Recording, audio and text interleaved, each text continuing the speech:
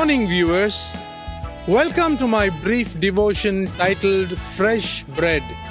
And I do hope that it makes an impact in your life as you begin a new day in Christ.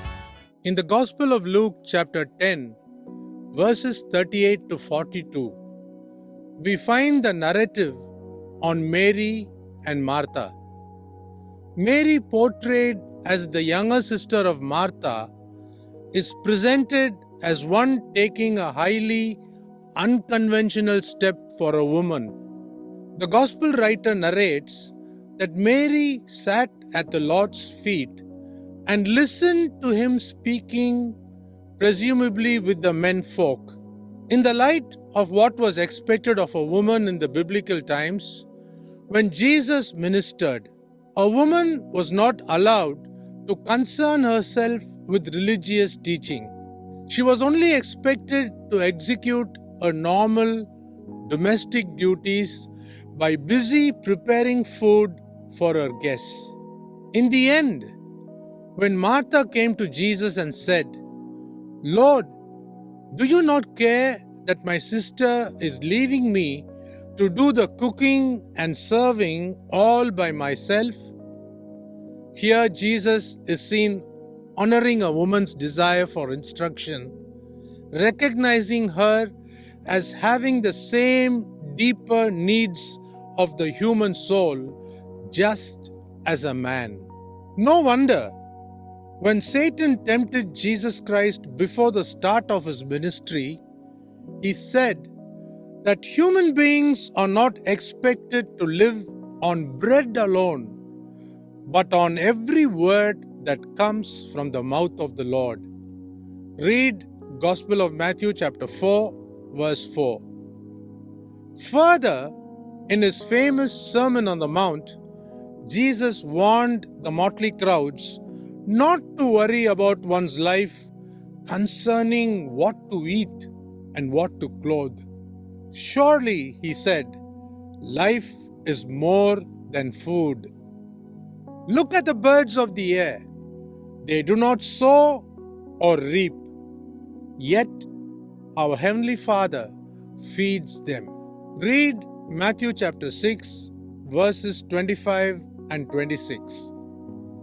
The fact that Jesus accords exceptional respect to a woman is really commendable. The Gospels, did you notice, give women great prominence, and they were the first to discover the empty tomb before the shaken up disciples ran to see it. Though it was not customary for men and women to talk in public, Jesus Christ broke the conventional practice to talk with the woman. He even let a woman with an issue of blood touch him in the public. He let a notorious sinner wash his feet rather than shunning her, and even offered her the forgiveness she so badly needed.